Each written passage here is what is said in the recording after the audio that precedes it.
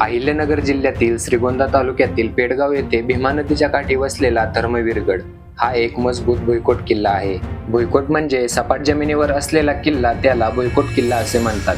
पूर्वी या किल्ल्याला पांडे पेडगावचा भुईकोट किल्ला आणि बहादूरगड अशी नावे होती. 2008 मध्ये शंभूराजांच्या बलिदानाचे स्मरण ठेवून स्थानिक शिवभक्तांनी या किल्ल्याचे धर्मवीरगड असे नव्याने नामकरण केले. गडाचे बांधकाम हे देवगिरीचे यादव यांनी केले. यादवांच्या काळात हा किल्ला भीमा आणि सरस्वती नदीच्या संगमावरील पेडगाव या गावात बांधला गेला. भीमेच्या पलीकडे पांडे हे गाव, तर किल्ला जिथे आहे ते पेडगाव. त्यामुळे किल्ल्याचे त्या काळातील नाव म्हणजे पांडे पेडगावचा किल्ला, अथवा काही ठिकाणी पांडे पेडगावचा भुईकोट किल्ला असा देखील उल्लेख आढळतो. छत्रपती शिवाजी महाराजांचे पणजोबा श्री बाबाजीराजे भोसले हे यादवांकडे होते. त्यामुळे त्यांच्याकडे हा किल्ला मोकास होता. मोकास म्हणजे महसूल गोळा करण्याची जबाबदारी आणि देखभालीसाठी होता. बहामनी सत्तेच्या वाटण्यानंतर किल्ला निजामांच्या ताब्यात आला. निजामशाही ही भुईकोट किल्ल्यावर जास्त अवलंबून होती असे इथे पण दिसते. निजामशाहीच्या अस्तानंतर हा किल्ला मुघलांकडे गेला. या किल्ल्याशी निगडीत दोन प्रसंग असे घडलेत की एकामुळे सर्वत्र आनंद पसरतो तर दुसरीकडे मनावर घाव पडतो. तर आपण पहिला घडलेला प्रसंग पाहू.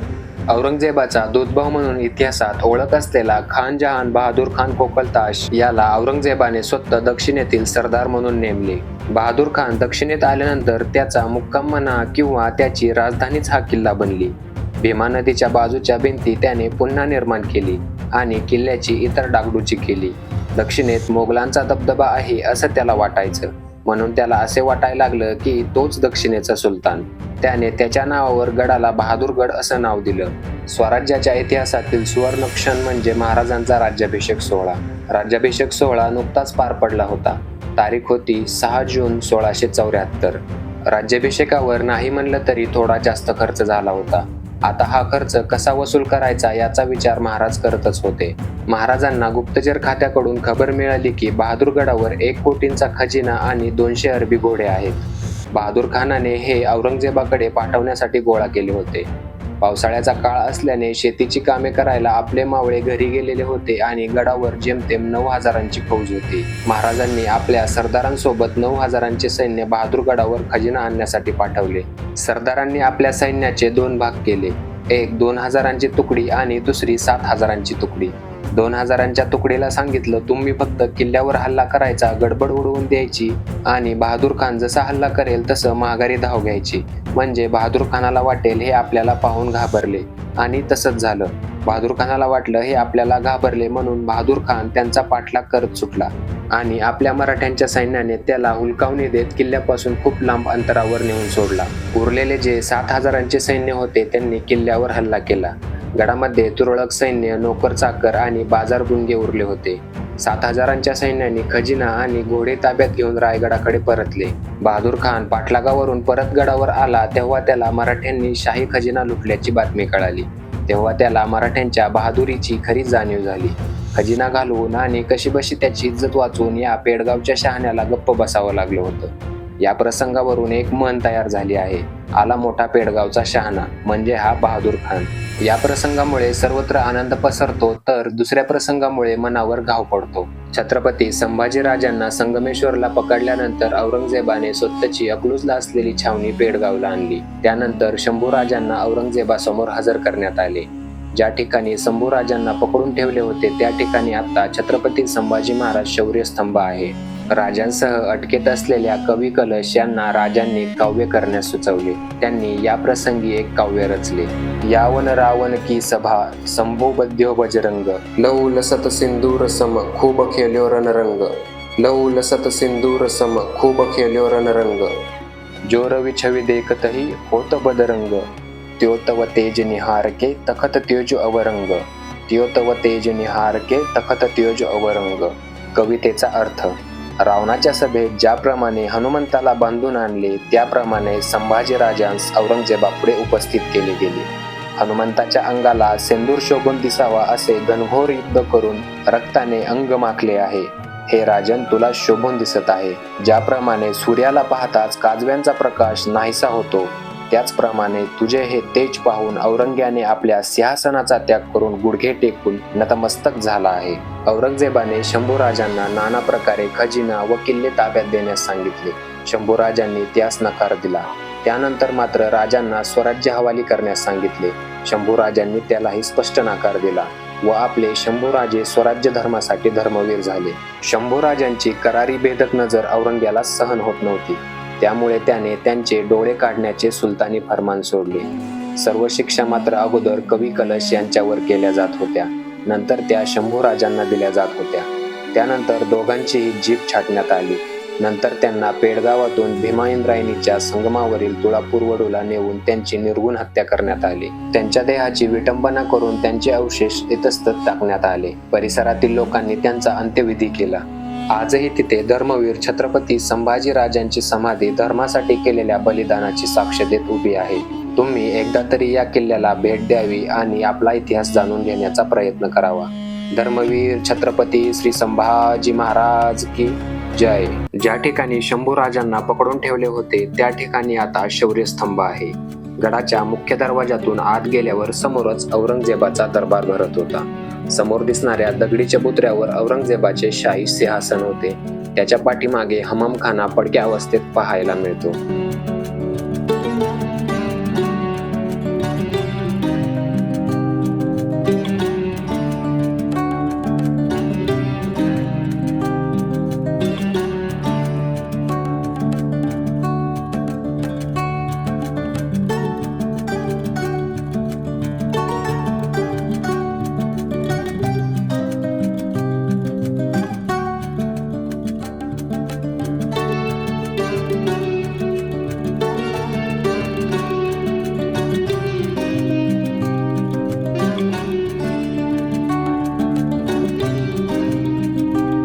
या गडावर एक मंदिर भारताच्या ऐतिहासिकपणाची साक्ष देत उभे आहे.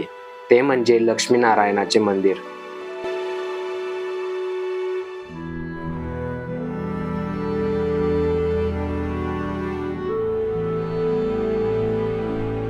मंदिराच्या बाह्य भागातील कोरीव काम पाहूनच डोळ्याचे पारणे फिटले.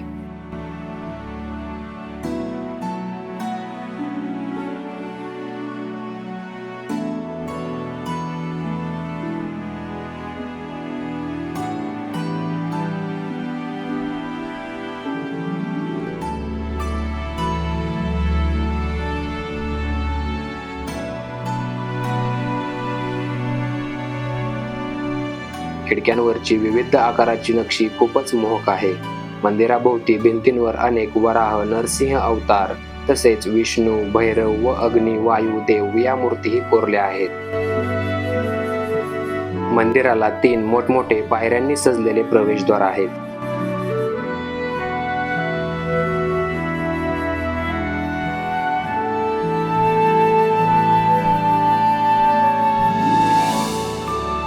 मंदिरात प्रवेश केल्यावर आपल्याला दगडी स्तंभ पाहायला मिळतात. या स्तंभांवरही सुंदर नक्षीकाम केलेले आहे. अशा प्रकारचे स्तंभ प्राचीन भारतीय मंदिर वास्तुशैलीची खास ओळख मानले जातात. इतिहास, वास्तुकला आणि शांतता अनुभवायची असेल तर अशा प्राचीन मंदिरांना नक्कीच भेट द्यायला हवी.